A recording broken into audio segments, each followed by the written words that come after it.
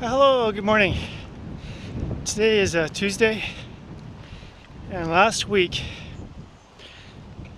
I sat down at my desk and I tried to figure out how many weeks I had left until Ironman. I'm a little out of breath here because I'm running. I really don't go out in public looking like this. I mean, normally. And it was a bit of a shock. I go, oh my gosh, you could feel. There's a moment that I find in training for an event. For me, I trained for Ironmans. That you get to a point where you go, I gotta get this going. And I put the last couple weeks off of serious focused training and put it to other places. And then I realized, you know what? I've got to run. I've got a bike. I got to get my bike up to 6 hours. I got to get my run up to 3 hours. My swim is good, but the other two, I kind of let just stay mediocre and not really focus on building them up. So my fitness is okay, but the endurance needs to come up. And the thing is at what point in your training do you find that, oh my gosh, I gotta buckle down, I gotta get focused and get it done. Not all of us can stay focused for the whole year. I get it, training is hard. You get to like a month or two before the race, you might go, I don't want to do this anymore, because it just becomes pretty repetitive training, always going for a run, swimming and biking. It can feel like a job that never ends, but gets harder and harder. I get that. But at the same time, you have to do that so that we get our bodies ready to race. Check this out.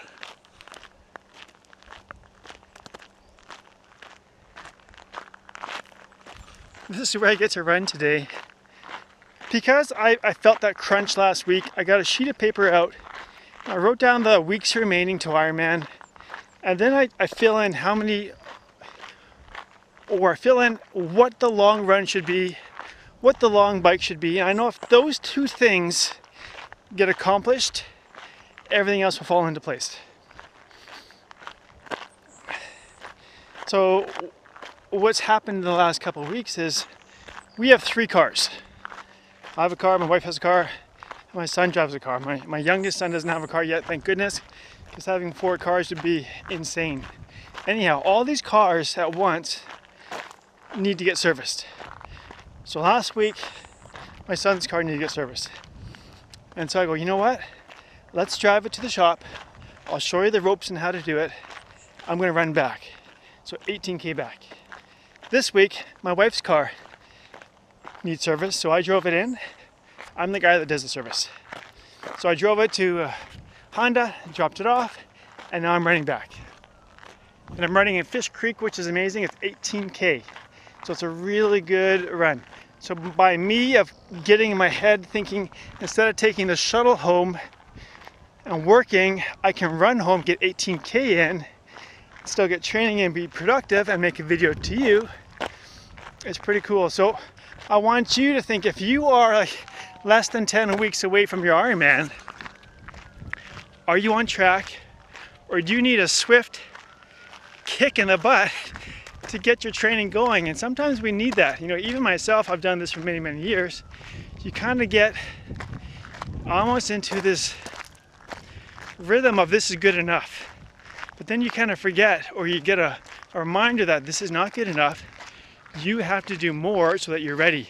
So that's where I'm now. I'm at the stage of, okay, I need to do more. I'm excited to do more. And I'm ready to do more. Did I say that? I can't remember. Anyhow, my countdown's on. This year we're doing Ironman Mont Tremblant. I've got the shirt on. I wore the shirt last week. The same run for motivation. And yeah, it's gonna be good.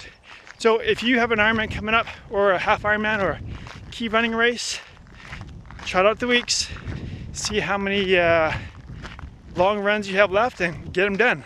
All right, this is Coach Todd saying thank you very much, and happy training.